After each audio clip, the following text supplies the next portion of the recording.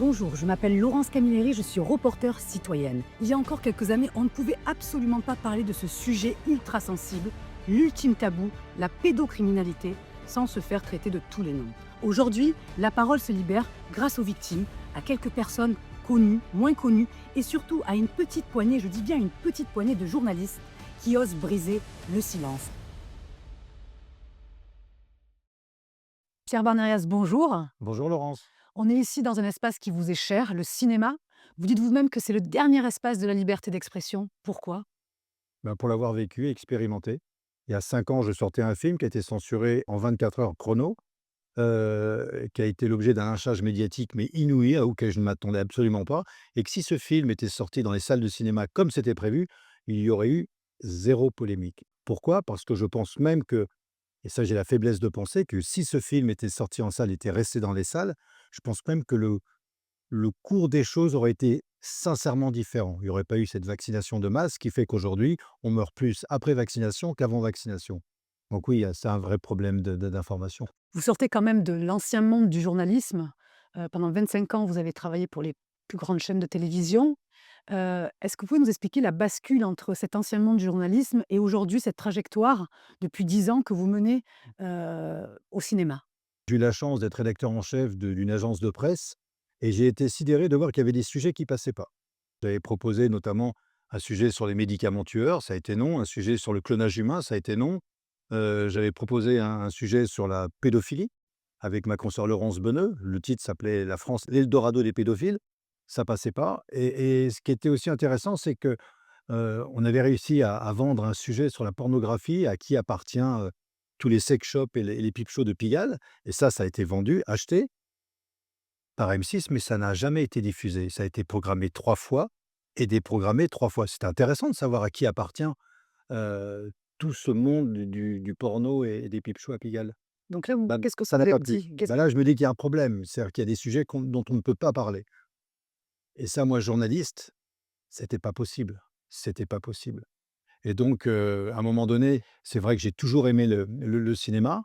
J'ai souvent regardé des documentaires. C'est une écriture différente, mais l'avantage du cinéma, c'est que vous êtes libre et pour moi, la liberté, elle est au-dessus de tout. Alors la difficulté, c'est que vous passez votre temps à chercher de l'argent et la chance que j'ai eue, c'est que j'ai tout de suite trouvé des gens qui me faisaient confiance parce qu'ils avaient vu mes films à la télé et puis ils voyaient que voilà, que ça il y avait, c'était des beaux documentaires et donc j'ai pu comme ça, bon an mal an, réussir à trouver de l'argent pour faire des films. Ça n'a pas été simple parce qu'encore une fois, le cinéma, vous êtes libre. C'est une œuvre, d'artiste, mais la contrepartie, c'est que vous passez votre temps à chercher de l'argent. Et justement, vous auriez pu tout à fait rester, on va dire, tranquille derrière une caméra à présenter le JT de 13 heures, mais vous avez choisi. Non, je pense pas que j'aurais présenté le JT de 13 heures, parce que j'étais incapable de faire de la présentation. De toute façon, j'avais refusé d'ailleurs de présenter les journaux sur LCI quand j'y étais. Donc voilà, c'est Vous avez fait le choix donc de la liberté d'expression. C'est vrai qu'avec ce film dont vous avez parlé tout à l'heure, Hold Up, que vous avez sorti en 2020, qui a fuité sur les réseaux, là, on vous sort quand même un carton rouge. La presse avec qui vous avez travaillé pendant 25 ans, vous traite de certains mots qui sont aujourd'hui devenus des étiquettes que vous trimballez avec vous. Est-ce qu'on peut revenir sur cette étape justement qui a aussi marqué, je pense, votre vie, de journaliste, de réalisateur aussi bien sûr, bah, et intime peut-être aussi? parler d'un carton rouge, bah, c'est un carton rouge, mais l'arbitre était complètement dingue. Parce que le carton rouge était complètement, incongru, était complètement, faux. C'était un carton rouge mensonger et c'est vrai de me voir affublé de par des gens qui n'ont jamais fait de reportage, qui n'ont jamais fait d'enquête et je suis convaincu que les 3/4 des journalistes, même 99 des journalistes n'ont pas vu Hold Up.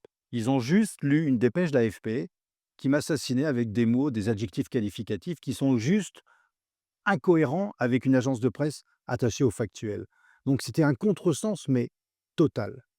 Donc je me suis fait affubler de quoi? De complotistes, con. Je savais même pas ce que c'était qu'un complotiste. Dénoncer les complots, très bien, mais un complotiste qui vit dans le Justement, qu'est-ce que vous avez envie de leur dire à ces personnes qui vous ont, ces détracteurs finalement qui vous ont reproché, la et traité de complotistes la par exemple? 1re question: «Avez-vous vu le film?» Ils n'ont pas vu le film. Ils ont lu des dépêches, me traitant de complotiste, d'extrême droite et avec toujours les mêmes journalistes d'ailleurs. C'est intéressant et des journalistes qui ont des accointances avec des f notamment une femme politique qui elle, a fait a fait le tour de toutes les rédactions pour flinguer ce film en 24 heures. Ils ont eu une semaine pour préparer, leur article pour assassiner le film, sans même appeler le réalisateur, ce qui est déjà une faute Oui, professionnelle. j'allais vous dire, est-ce que vous avez eu un droit de réponse? Un droit de quoi? De réponse? Ben non, le but c'était pas que je réponde à quoi que ce soit, le but c'était de m'enterrer. M'enterrer, voilà. Hold Up, ça n'existe pas. N'allez surtout pas voir ce film, comme disait Ilona Sicurel pendant 15 minutes, n'allez pas voir ce film, il y a rien. «Ah bon? Mais pourquoi vous êtes en colère comme ça madame? Qu'est-ce qui se passe?» Et dont on s'aperçoit après que, cette femme-là est la tante d'un journaliste très connu, sur les ondes de France Inter. Donc, ouais, il y a des collusions, il y a des compromissions, il y a une corruption qui est juste énorme. Et grâce à ce film, en fait, grâce à ce film, bah, j'ai réalisé que, bah, mon intuition de quitter la télévision pour aller au cinéma était la bonne. Ces détracteurs qui ne sont pas que la presse également, ont dit que vous vous servez de sujets, de polémiques pour vous faire de l'argent. Qu'est-ce que vous répondez à ces personnes? Si j'étais vraiment intéressé par l'argent, mais je ferais autre chose. Je ferais pas des sujets délicats quand vous savez que vous risquez de prendre des coups de bâton. Quand vous faites des sujets sur la pédocriminalité ou sur, les relations incestueuses, du Vatican, avec des sociétés secrètes, bah, non, bah, oui, vous prenez des risques. J'ai pris des risques, pourquoi? Pour me faire de l'argent. En tout cas, moi, ce qui me fait sourire, en même temps, ce qui m'attriste, c'est de se voir affublé de tels, anathèmes par des gens qui sont censés défendre la liberté d'expression. Moi, je cherche même pas, la liberté d'expression, je fais juste mon métier. Je fais juste mon métier, qui est quoi? Qui est celui de montrer et non pas de démontrer. Et pour revenir à ce fameux film-là dont vous avez parlé tout à l'heure, j'avais juste envie de réhabiliter le virus dans ce qu'il est, non pas dans ce qu'il est éventuellement devenu. Bah, voilà, on ne déclare pas la guerre à un virus, c'est un En muscle. fait, il y a une petite spirale. Le complotisme, l'extrême droite, on vous traite aussi d'avoir des enfin, on dit que vous avez des idéologies d'extrême droite. C'est Là, vous répondez quoi ça à ce genre de propos? mais ça, c'est fabuleux. Extrême droite. Alors, je l'ai déjà dit, donc je le répète, ça fait plus de 14 ans que je ne vote plus. Je vais pas voter contre quelqu'un, je vote pour quelqu'un et j'ai jamais vu enfin, la classe politique aujourd'hui, c'est juste une catastrophe, un effondrement, c'est un gouffre, c'est abi j'ai pas de mots pour la qualifier aujourd'hui tellement je suis dégoûté de ces gens-là qui parlent pour ne rien dire et pour nous détruire. On est en guerre aujourd'hui, on va partir en l'homme a détruit 220 millions de personnes au XXe siècle. Là, on s'apprête à on est apparemment, on est effectivement, on n'est plus en guerre contre un virus, on est en guerre contre l'humanité et on est à la veille de l'extinction de l'espèce humaine et tout le monde s'en fout, avec des dirigeants qui nous disent: «Allons en guerre, allez, on va se faire une petite guerre contre la Russie ou contre un autre», j'en sais rien. Mais déjà, la guerre économique, elle est là, elle est sous nos yeux. Moi, je suis allé faire moi, je suis effaré, par exemple, de voir que les prix ont grimpé comme ça. Je Et les journalistes, vous allez faire vos courses ou pas? Vous réalisez pas qu'il y a que v pouvoir d'achat, là, ici il y en a plus. Il y a des raisons de s'inquiéter et en même temps, je me dis: «Bon, Pierre, continue de faire ce que tu sais faire». Moi, je sais faire que des films, que des enquêtes, que des documentaires. Derrière nous, au fond de cette salle de cinéma, on peut voir une affiche. C'est notre petit secret. Donc c'est votre nouvelle production réalisation qui va sortir prochainement. Vous avez une date peut-être? C'est dans quelques semaines. C'est une série, en fait, que j'ai commencée, en 2011 avec ma consoeur Laurence Beneux, qui est une journaliste d'investigation spécialisée dans la pédocriminalité. Elle avait sorti un livre en 2001, le livre de la honte, les réseaux pédophiles. Elle avait été, sans doute traitée de complotiste à l'époque. Aujourd'hui, ben, voilà, tout le monde dit: «Ben, oui, les réseaux existent». Ça met du temps quand même à arriver, hein. Il faut quoi, 25 ans pour s'intéresser à un crime horrible qui est le crime contre les enfants? Alors, on comprend que les journalistes de Libération soient un petit peu mal à l'aise pour parler de ça, puisqu'ils ont accueilli pendant 10 ans un chroniqueur judiciaire qui, voilà, qui a violé pendant plus de 10 ans un petit garçon, qu'il emmenait régulièrement à la rédaction, où tout le monde pouvait voir qu'il y avait quand même quelque chose qui tournait pas rond. Mais quand même, les autres journalistes, vous faites quoi? En fait, ce qui a été le déclencheur, c'est que je me suis intéressé, j'ai vu, je sais pas, en 2008, très tardivement, le reportage qu'avait fait Pascal Justice, qui était une journaliste, Intègre, une grande, reporter sur France 3 qui avait fait, voilà, un sujet juste, bluffant, et qui méritait une suite.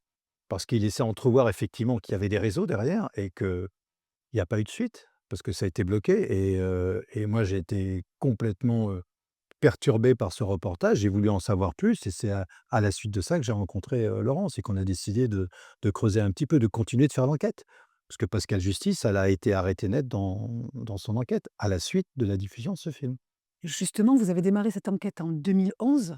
Aujourd'hui, on est en 2025. Est-ce que les lignes ont un petit peu bougé? Pour moi, non. L'un des, sujets s'appelle «Flagrant délit d'injustice» et c'est très, intéressant parce qu'on a un 52 minutes sur une affaire qui remonte à 1994 et un autre sujet du même acabit avec tous les dysfonctionnements judiciaires qui remonte à 2022 Mmh. et on va voir que, bah, c'est un co on fait un copier-coller, rien n'a bougé. Donc oui, c'est questionnant quand même. C'est questionnant en sachant que Pascal Justice avait en l'an 2000, 2001 je crois, sorti Viol d'enfant, la fin du silence, qui déjà disait des choses, juste, inentendables.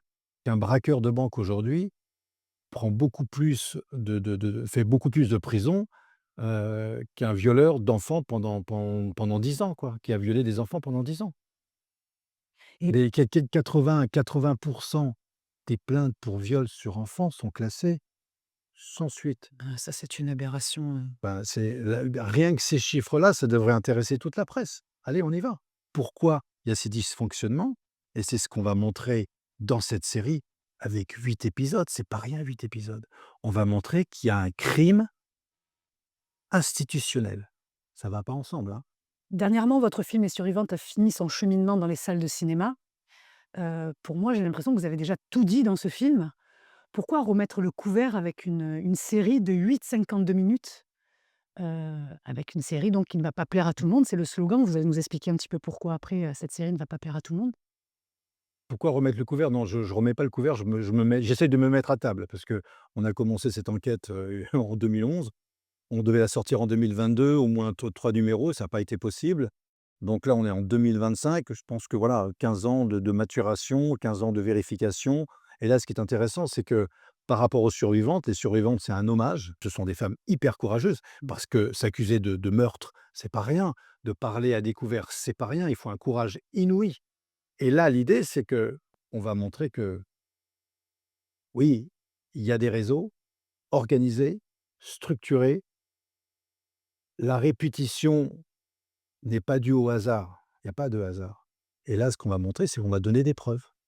Dans chaque sujet, chaque 52 minutes, on va montrer à la fin de chaque sujet toutes les preuves qu'on a et qui méritent d'être vues et entendues. Je reviens sur votre film Les Survivantes que j'ai vu, heu, dans une salle de cinéma avec une survivante et j'ai été, profondément touchée, émue, surtout à la fin donc lors du débat où une survivante, en fait posait la question s'il y avait des personnes dans la salle, hein, qui avaient subi les mêmes choses et là effectivement, il y a une, deux, trois personnes qui se sont levées et Mmh. notamment une personne qui a carrément, libéré son propre silence, si je peux dire ça ainsi. Hem, donc elle disait que grâce à ce film, elle avait retrouvé une espèce de mémoire, une mémoire sur ce qu'elle avait elle-même vécu. Donc en fait, ce film, que vous avez sorti pour, rendre hommage à ces 8 femmes, il y a quand même eu un impact en termes de libération de la parole. Est-ce que c'était un objectif que vous souhaitiez, accomplir avec ce film? Non, non, mon objectif, il était basique, c'était de de de rendre hommage à des femmes exceptionnelles, voilà. Maintenant, de voir que ce film a libéré la parole, mais c'est oui, c'est bouleversant. Je pense que j'ai vécu mes plus beaux moments de réalisateur. Quand vous avez une salle de 1 750 personnes, notamment au Grand Rex, qui se lèvent, qui applaudissent pendant 10 minutes à tout rompre, 4 ou 5 survivantes qui étaient là et que vous avez 50 personnes qui se lèvent pour dire qu'elles aussi, elles avaient vécu les mêmes sévices, bah, c'est bouleversant, quoi. Amener un film comme ça au cinéma, c'est colossal. Alors que vous étiez blacklisté justement par le film Hold Up, donc il y a des salles qui ont refusé l'accès de ce film.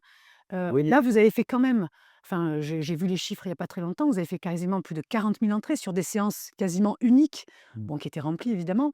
Hem, et le silence de la presse, pas un seul article. Je peux pas répondre à la place de journalistes qui se sont pas intéressés au film. Les 2 critiques de film qui étaient juste ubuesques, celle du Midi Libre, pour dire juste: «Elle a pas vu le film», j'en suis sûr, en disant: «Bah, voilà, c'est un film fait par un complotiste». Mais il y avait rien, il y a pas d'argument, il y a pas de vous voyez ce que je veux dire? C'est vide, c'est la transparence du vide chez ces journalistes et de voir qu'aujourd'hui, encore une fois, pardon de revenir à ça, mais de voir qu'aujourd'hui, vous avez des journalistes mainstream qui disent pour rappeler cette époque Covid: «Ah bah oui, mais on avait le droit, on nous a interdit d'en parler, il fallait surtout pas en parler». Mais change de métier. Si tu peux pas en parler, arrête d'être journaliste. Quitte ton poste tout de suite. Enfin, aujourd'hui, pardon, je regarde un petit peu les infos parce qu'il faut se tenir informé, heu, même si c'est du mainstream pour voir un petit peu comment ça se passe au niveau de l'information. Aujourd'hui, on parle de plus en plus de justement de cette crise Covid et on ce que vous réveillez dans ce film Hold Up, ça commence à se révéler même sur les grandes chaînes. Il y a eu un documentaire il y a pas très longtemps sur France 5 qui parle des effets secondaires des vaccins, qui parle de cette crise qui a été quand même très mal menée par nos dirigeants. Donc ça commence un petit peu les dossiers commencent un petit peu à s'ouvrir. C'est peut-être lent, mais ça commence la vérité commence un petit peu à remonter. Mmh. Ouais et puis moi, j'aimerais pas être à leur place, sincèrement. Parce que sans la presse, je pense qu'il y aurait pas eu, des gamins aujourd'hui de 14 ans qui meurent de crise cardiaque. Oui, on sait que la presse a un grand rôle et puis justement Elle a donc eu le rôle elle a eu le rôle principal.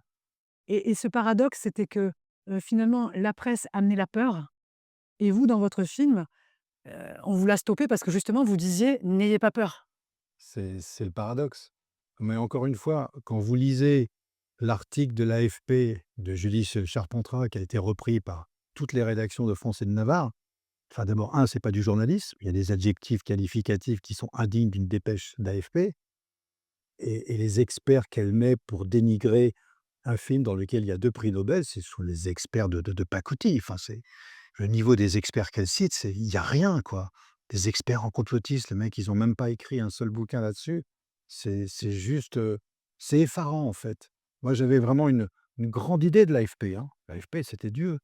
Moi, pour avoir jamais, remis en cause une dépêche d'AFP. Quand j'étais journaliste ou quand j'ai présenté les infos, que ça soit à France Info, sur RTL2, bah, tous les matins, je faisais le tri, je donnais des informations qui m'intéressaient, mais c'était que de l'AFP. L'AFP ou Reuters, mais c'est souvent l'AFP qui a le lead. J'ai jamais pensé à remettre en cause une dépêche d'AFP. Donc de s'attaquer à l'AFP, de voir que l'AFP, comment elle a détruit ce film en 24 heures quand même, hein, et de savoir qu'aujourd'hui que l'AFP est mise en examen pour diffamation sur Hold Up, ça devrait faire réfléchir pas mal de journalistes, quoi. Donc face à ces détracteurs, face à ces étiquettes qui vous collent un petit peu, sur la peau aujourd'hui, comment humainement, intimement vous avez traversé cette période, difficile? Et à l'époque, bah, je continuais mon enquête sur ces réseaux pédocriminels et d'abord, j'étais tellement surpris du matraquage médiatique en une journée, hein, et qui a duré quand même 6 mois. Et comme j'étais toujours avec ces histoires absolument incroyables, nauséabondes et j'ai pas de mots, hein, pour terminer et puis j'avais des femmes exceptionnelles ou des hommes exceptionnels également qui étaient des vraies survivantes et survivantes. Je me suis dit: «Bon, Pierre, accepte». Voilà, peut-être, un petit peu mon côté un petit peu croyant ou chrétien, accepte de prendre quelques claques qui sont complètement, illégitimes parce que Ça vous faisait relativiser justement? voilà, merci, vous avez trouvé le mot que j'avais du mal à à dire. Ça, ouais, ça m'a fait complètement relativiser, voilà. Et Et intimement, il y a eu un impact aussi dans votre vie, intime? ah bah, c'est évident, c'est Par évident. rapport à quoi, Bah, par clairement? rapport à ma famille, elle a été coupée en 2. «Pierre, qu'est-ce que tu as fait?» Je me souviens d'un collègue et aujourd'hui, je pense qu'il est ça y est, il a compris ce qui s'était passé, mais d'un ancien collègue de TF1, qui m'a dit: «Mais attends Pierre, je comprends pas, qu'est-ce qui s'est passé? Qu'est-ce qui s'est passé? Tu es un bon journaliste, qu'est-ce qui s'est passé avec ce film?» Je lui dis: «Philippe», c'est son nom, je dirai pas son «Tu as vu le film?» Puis il continuait: «Mais attends Pierre, tu es un bon journaliste, je te connais, enfin, puis pourquoi tu as fait ça? Philippe, tu as vu le film?» 3 fois. J'en ai conclu qu'il avait pas vu le film. Je dis: «Écoute, regarde le film et après on en reparle. Il est encore sur les réseaux, tu peux aller le voir, je te l'envoie si tu veux». Il avait pas vu le film et aujourd'hui, quand il a appris que l'AFP avait été mise en examen pour diffamation, il a commencé à réfléchir un petit peu en disant: «Mmh» et encore une fois, je veux dire que Est-ce que tout ça, c'est pas une question de temps? Non, c'est pas une question de temps, c'est une Votre question de film, est-ce qu'il est pas sorti non, peut-être un non, peu non, avant, juste une question de pouvoir et c'est pour ça que je reviens au cinéma. Le cinéma a un rôle irremplaçable dans la liberté d'expression, dans le choix des films. Quand vous allez dans un cinéma, bah, vous êtes coupé des réseaux. Vous n'avez pas de téléphone. Vous avez avec vous, pendant 1h30, 1h40, 1h50, des spectateurs qui vont vibrer, qui vont essayer de comprendre une situation complexe, qui vont peut-être ressentir des émotions. Moi, les plus belles émotions de toute ma vie de journaliste et de réalisateur, je les ai vécues ici, dans cette salle, dans ces salles. mmh, C'est c'est magnifique. Ça, c'est le dernier contre-pouvoir. La mais presse, justement par c'est le rapport dernier pardon. contre-pouvoir, la presse n'est plus un contre-pouvoir. Elle s'est fourvoyée, elle est complice. Elle est complice de crimes, c'est énorme. Le cinéma, alors il y a des très, très bons exploitants et je remercie encore du fond du cœur tous les exploitants qui m'ont fait confiance parce qu'ils connaissaient mes productions. Ils avaient vu mes films, ce que n'ont pas vu les autres journalistes. Donc ils savaient la qualité de mes films et que j'étais pas un fou furieux, un type qui sortait de nulle part et qui avait, eu une crise. Quand vous voyez que l'AFP m'a présenté, comme, un un un propriétaire, voilà, le type qui a fait Hold Up, Julie Charpentin m'a dit que j'étais celui qui était propriétaire, d'une chaîne YouTube Tana TV spécialisée dans l'au-delà. Autrement dit, un mec qui fume un petit peu et qui est barré. Mais vous voyez un petit peu le niveau de cette journaliste? Mais c'est pas du journalisme, c'est pas du journalisme. Donc oui, le cinéma, merci à eux, merci à tous les exploitants et c'est pas un appel du pied parce que là, cette série, elle va pas aller au cinéma. Justement, elle va aller où cette série? Où est-ce qu'on va pouvoir la retrouver? Elle sera de toute façon en VOD, c'est-à-dire sur des plateformes et je suis en contact avec des chaînes de télévision parce que je pense que cette série devrait intéresser les chaînes de télévision et puis on verra les réactions, c'est ça qui est intéressant. C'est comme la série quasiment terminée, on va dire à 90. Voilà et je vais leur montrer la série, «Qu'est-ce qu'on fait? Vous la prenez pas?» Je pense que c'est un vrai travail d'enquête, c'est un vrai travail de recherche et en plus un sujet qui est complètement dans l'actualité avec l'affaire Le Squarneck, quoi. Oui, donc vous arrivez, à point nommé. Je ne sais pas si j'arrive à point nommé parce que j'ai pas cherché à arriver en pleine l'affaire Le Squarneck, on en parlait en 2016, hein, dans «C'est notre petit secret», donc voilà, on Vous allez parler de cette affaire dans bien votre sûr, série? bien sûr. Je ne comprends pas comment l'être humain peut faire ça. Parce que là, on parle, OK, le viol, l'affaire de Squarneck et cetera, enfin toutes ces affaires et là, précisément, si on s'arrête un instant, se dire que l'être humain viole sa propre espèce, viole ses propres enfants, mais c'est pas possible, en fait. Par moments, on a l'impression que on est dans un film. Ça pose la question de l'origine du mal. C'est que c'est tellement barbare, c'est tellement inhumain que c'est pas humain. Ça rejoint, un projet de reportage que j'avais, essayé de vendre aux chaînes parce que je m'étais intéressé au satanisme. C'est intéressant et pareil, là, on m'a fermé la porte au satanisme alors que c'est une religion aux États-Unis, alors qu'il y a des églises de Satan en France, personne s'en intéresse. Satan, c'est quand même le premier comploteur. Allô? Le premier comploteur de l'histoire humaine. Qu'on n'y croit pas, c'est un fait. Et Satan aujourd'hui assez fidèle, assez rituel. Donc oui, vous faites bien de poser cette question, de dire: «Mais comment on peut arriver à de telles monstruosités?» Bah, Je repen je pense qu'il y a cette réponse qui est là, qui est le satanisme, il est très présent. On a évoqué à travers, dans les survivantes, l'une des survivantes parle de rituels, sataniques. pédosatanisme. Oui, je pense que Satan, il est bien présent et puis il a des bons relais sur terre. Il a Oui, des très, j'allais très vous bons en relais. reparler. Dernièrement, il y a une affaire qui est sortie, alors je ne me rappelle plus le nom de ce politicien, ce jeune politicien qui militait la journée et le soir, finalement, il allait, faire des crimes, sur les enfants, quoi, donc Ouais, c'est un militant de le paradoxe, enfin, je veux dire, on sent que l'être humain, il est ah, ça va plus, quoi. D'ailleurs, on voit notre humanité, on voit le monde aujourd'hui tel qu'il est, on sent bien qu'on est il y a une il y a quand même les racines, comme vous dites, du mal, où il y a une maladie qui ronge, quoi, qui ronge l'être humain. Vous, par rapport à ces enquêtes, que vous avez menées, notamment dans le témoignage, dans votre film Les Survivantes, auprès de ces personnes qui ont vécu dans des réseaux pédosatanistes, Est-ce que vous avez compris, vous, comment ce passage-là, Non, cette bascule? sincèrement non, j'ai pas compris cette bascule et c'est la raison pour laquelle notre prochaine enquête va s'intéresser au monde de la pornographie. Parce que je pense, pour moi, c'est une étape importante. On vit dans une société où la pornographie aujourd'hui est accessible à des enfants de 4 ans, 5 ans, qui sont flingués d'ailleurs, c'est fini. Un enfant qui regarde de 4 ans, 5 ans, qui regarde un film porno, dans son cerveau, c'est une bombe nucléaire. Donc aujourd'hui, les gamins, les adolescents s'élèvent avec du porno. Donc ce qui est intéressant, c'est de savoir l'impact du porno sur peut-être sur la pédophilie. Est-ce que les gens qui s'abreuvent de pornographie peuvent passer à l'acte et s'attaquer ensuite aux enfants? C'est une vraie question. Quand vous avez des gamins de 11 ans, de 12 ans qui sont dans les tribunaux, qui sont accusés d'aller toucher des enfants qui ont 3 à 4 ans, 5 ans, 6 ans avec des objets, ça devrait poser question à tout le monde. Il est là le vrai sujet. Là, on parle de nos enfants. Moi, si j'ai pardon, je reviens, si j'ai continué à faire la suite de Hold Up avec Hold On et Hold Out, c'était parce qu'on allait toucher, on allait vacciner des enfants qui n'étaient en rien, concernés par cette vaccination. Aujourd'hui, vous avez des gamins de 12 ans, de 13 ans qui meurent de crise cardiaque. Enfin, c'est de la folie et là, c'est pareil concernant ces enfants, qui ont 12 ans et qui commettent des crimes juste insensés sur des nourrissons. Wake up! Qu'est-ce qui vous anime? C'est la soif de vérité. On vit dans le mensonge. Là, je me rends compte, en fait, en ayant soulevé le couvercle avec Hold Up, qu'en fait, que tout était faux, quoi. Qu'on est dans une culture du mensonge qui est juste abominable et en fait, de voir ce silence qui entoure toutes ces victimes de pédocriminalité, mais c'est la double peine. Non seulement vous êtes victime du viol et ensuite vous êtes victime du silence parce que personne ne vous entend. Mais il est temps de faire quelque chose quand même. Mmh. Qu'est-ce que vous attendez de cette série? Rien, j'attends rien, je fais. J'ai pas d'attente spécifique. Je suis content d'avoir fait cette série, parce que d'abord ça a été un long travail et je remercie, on est 9 coproducteurs aujourd'hui qui m'ont aidé pour cette série, parce que c'était un travail de longue haleine, hein.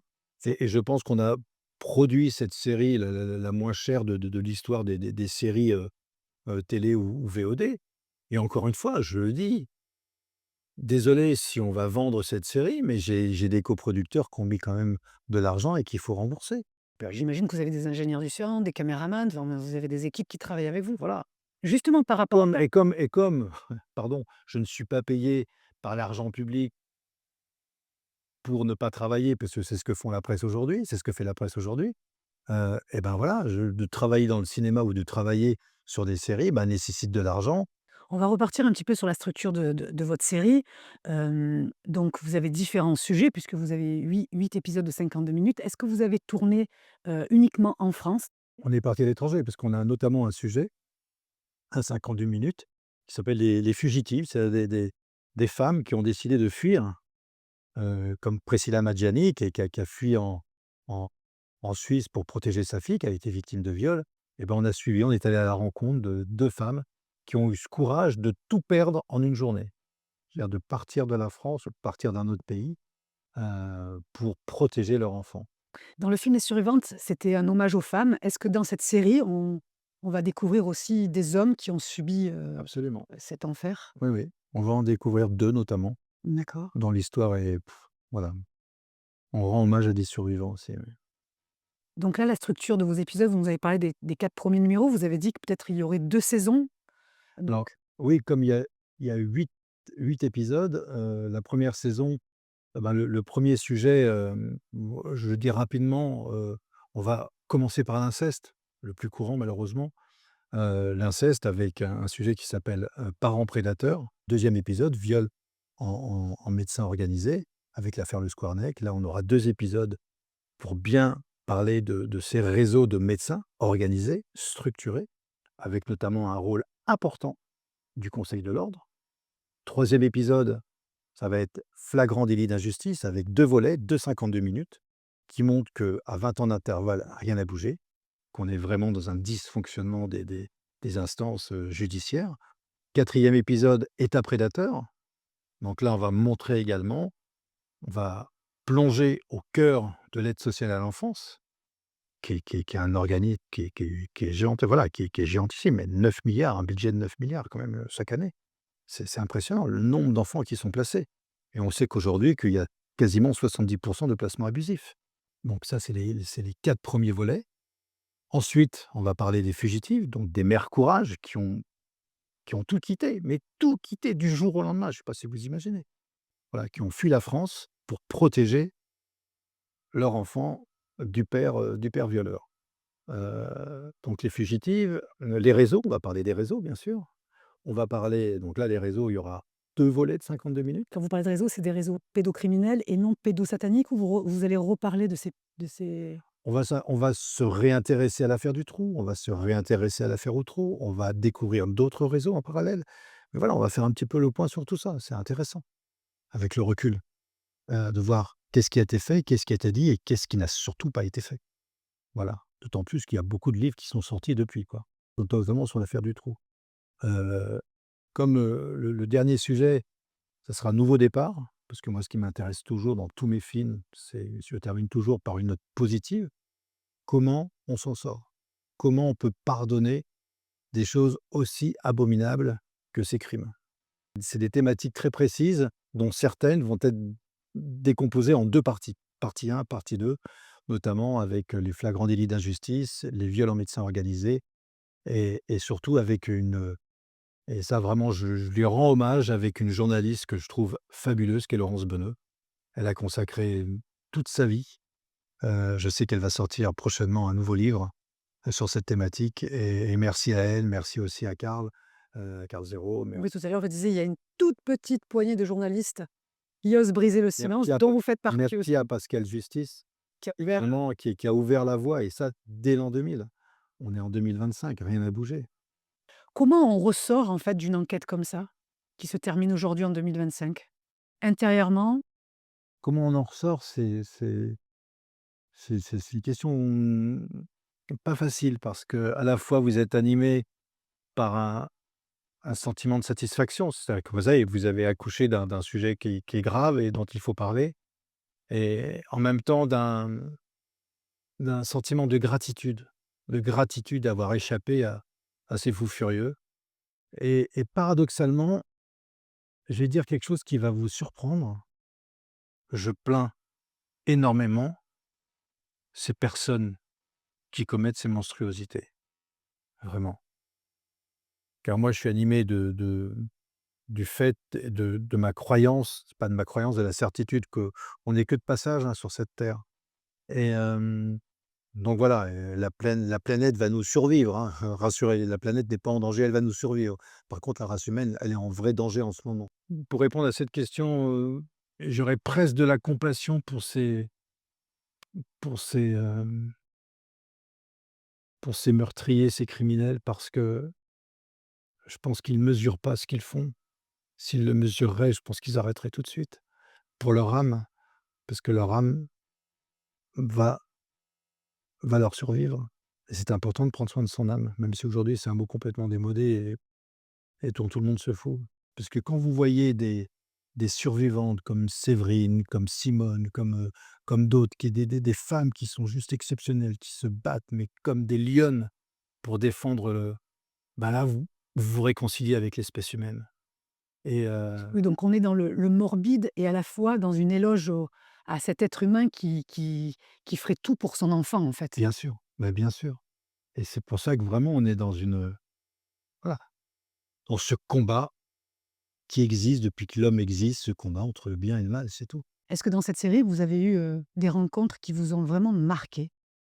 J'ai du mal à les départager tellement, toutes ou tous, ils sont exceptionnels. Parce que leurs histoires, elles sont toutes, juste délirantes, de souffrance et de résilience également et que voilà, j'ai un respect infini pour toutes ces personnes. Un respect infini pour toutes ces personnes et j'en arrive presque aujourd'hui à avoir de la pitié pour les auteurs de ces crimes.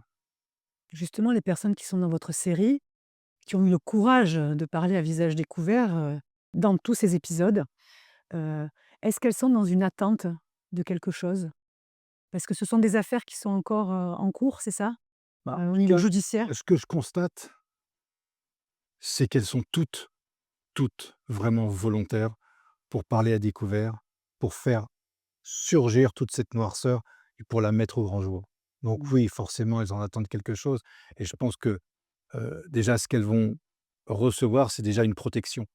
Parce que le simple fait de mettre au jour quelque chose qui est caché, quelque chose dont personne ne veut voir, quelque chose qui dépasse l'entendement et qui pour la première fois est mis au jour, oui, je pense que ça va faire du bien à tout le monde. On voit, au-dessus de la poupée russe, la série qui ne va pas plaire à tout le monde. Ah bon? Petit clin d'œil pour dire: «Bah, voilà, ça va grasser un petit peu aux entournures et tant mieux». Cette série ne va pas plaire à tout le monde parce que forcément, elle va parler d'institutions, elle va parler de crimes institutionnels, elle va parler de choses qui dérangent un petit peu et de choses qu'on ne veut pas voir, que la société ne veut pas voir. On est dans un tel déni par rapport à déjà à la pédophilie, mais moi je il faut arrêter de parler de pédophilie, il faut dire pédocriminalité. La pédophilie est un crime. C'est pas ça veut pas dire aimer les enfants la pédophilie, c'est un crime. Donc il faut parler de pédocriminalité. C'est le bon mot. Le silence est la garantie pour tous ces criminels de rester tranquilles. La peur, elle est tellement forte vis-à-vis des victimes, on leur a tellement mis la peur, mis le couteau sous la gorge en disant: «Mais moi, si je parle, je meurs». C'est ce que dit Chantal, Frey d'ailleurs dans Les Survivants. Mais moi, il était hors de question que je parle, car je sais très bien que si je parle, demain, on me liquide. Or justement, le fait aujourd'hui d'être au grand jour, de parler à découvert d'une situation qui est juste abominable, bah, ça permet à tout le monde de se positionner. Quelque part, vous attendez rien de cette série, mais en même temps, elle risque un petit peu d'éclabousser, on va dire certains milieux. Bah, tant mieux, Mmh. bah, tant mieux, il faut se poser des questions quand même. Est-ce que vous Convenons trouvez que c'est souvent dans les mêmes milieux qui se passe, ce genre de crime?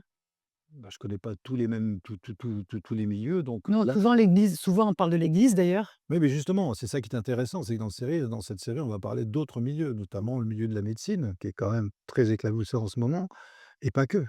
Il y a d'autres milieux.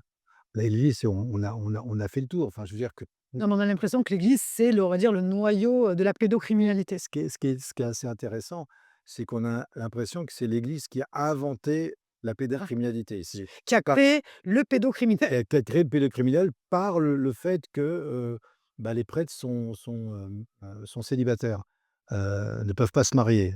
On ne force personne à devenir prêtre. Donc ça n'a rien à voir, quoi. Donc mais vous voyez, et comme il sait bien, il y avait une institution sur lequel on pouvait remettre tous les fardeaux. Moi, l'idée, c'est d'ouvrir justement, d'ouvrir d'autres angles, d'autres repères pour dire: «Non, attendez, c'est un fléau qui concerne tout le monde» et aujourd'hui, on le sait. Regardez dans le milieu du sport. Dans le milieu du sport, c'est quand même, il y en a un aux États-Unis, il a pris, 170 ans de prison pour avoir violé une jeune athlète, qui a été médaillée olympique. Voilà, donc je crois que si on avait la même justice en France que la justice américaine et je suis loin d'être admirateur de la justice américaine, parce que j'ai fait quand même un sujet de plus de 12 ans de tournage sur une histoire unique où on montre qu'une injustice énorme sur le plaider coupable. Donc je ne suis pas du tout en train d'applaudir cette justice américaine que je n'aime pas du tout. Sauf que en matière de pédophile, un pédophile qui prit la main dans le sac, il va pas prendre, du sursis ou il va être condamné et fortement condamné. Et pour vous, est-ce qu'il y a une urgence? Parce qu'on voit qu'il y a eu l'affaire Epstein, Puff Daddy, enfin, on est quand même dans une effervescence sur la pédocriminalité. C'est comme si on était dans une salle d'attente, on attendait qu'une affaire va éclabousser toutes les autres et qu'enfin la vérité va être dévoilée. Mais on voit bien que c'est latent, que c'est encore là, que vous voyez? Est-ce que vous, heu, vous auriez espéré aussi que pour ces affaires, notamment aux États-Unis, que ça sorte véritablement à ce moment-là aussi? Je suis pas dans l'attente. Vous dites que le monde est dans une salle d'attente, très bien. J'espère que le monde attend la bonne personne. Moi, je me souviens d'un sujet que je voulais faire, le nouveau messie qui risque d'arriver en se présentant comme le messie, qui s'appelle Maitreya. Voilà, enfin, moi, je me méfie de tout ça. Je me méfie de tout ça. Moi, la seule chose qui m'importe, c'est encore une fois, c'est voilà, de faire des sujets que je trouve concernants, impactants et qui permettent de voir le monde tel qu'il est réellement et non pas tel qu'on souhaiterait qu'il soit. Pierre Barnerias, pour vous, qu'est-ce qui manque dans le monde d'aujourd'hui? Qu'est-ce qui manque? Ah, il manque tout puisque le monde est complètement sans dessus dessous, il est dans le déni, il est dans l'attentisme, dans le enfin, il manque tout, il manque une, enfin, la question elle est tellement on est je le répète, on est au bord du précipice. Donc qu'est-ce qui manque? Il manque la raison, il manque l'écoute, il manque le non-jugement.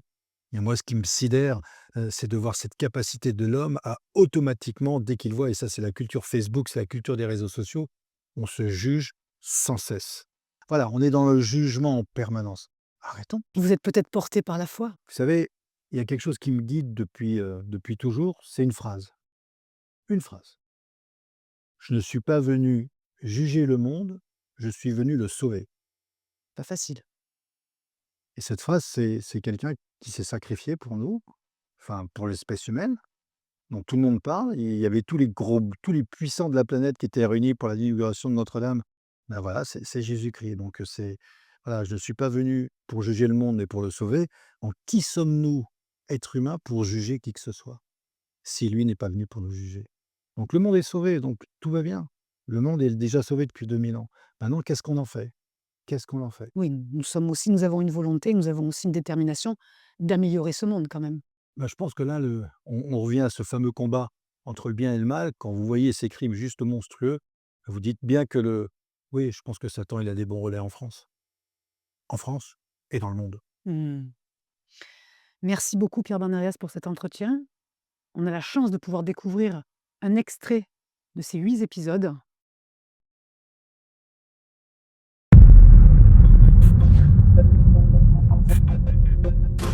Mylène Steinman, ça vous dit quelque chose? Ah oui, de Finisa, oui, tout à fait. Je m'appelle Laurence Benet, je suis journaliste et ça fait plus de 25 ans que je travaille sur le problème de la protection des enfants face à la pédocriminalité.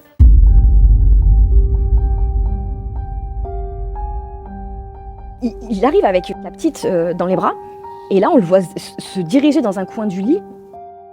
Et là en fait il sort un sex toys quoi, avec mon bébé dans les bras, il prend un sex toys. Là je suis avec mes amis, on voit ça sur les images, je bascule dans l'horreur. Il ose parler, il ose dire quelque chose, et finalement l'institution, l'ASE lui dit « t'as parlé, eh bien on va te punir ». Des symptômes physiques, il avait des ganglions, il mangeait plus, il était en très mauvais état physique, il avait maigri, qui fait immédiatement un signalement, ce qui fait que j'en étais à 6 ou 7 signalements de médecin. Et ben, tout ça est passé, je peux dire à la poubelle ou pratiquement, c'est comme s'il n'y avait jamais rien eu. Au cours de votre carrière, qu'est-ce que vous auriez voulu que vous n'aviez pas? Il y a deux grandes manières de voir. La première, c'est de dire toutes les mesures protectrices sont dans la loi, ce qu'il faut, c'est que la loi soit appliquée. C'est dire. C'est quand même 13 ans que j'enquête, 12 000 pages d'écrits que j'ai écrits. Il y a des centaines de témoignages de victimes, de témoins que j'ai enregistrés.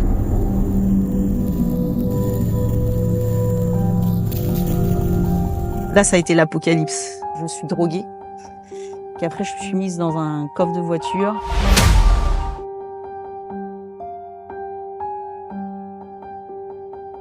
L'étranglement était là pour créer de la docilité pour les abus sexuels que j'allais subir dans cette espèce de fête pédophile dont j'étais l'objet. Alors voilà, je vais vous poser une question. Vous repartez dans 48 heures, mais je vais vous annoncer quelque chose. Vous ne repartez pas dans 48 heures. Tout ce que vous aviez avant, c'est terminé.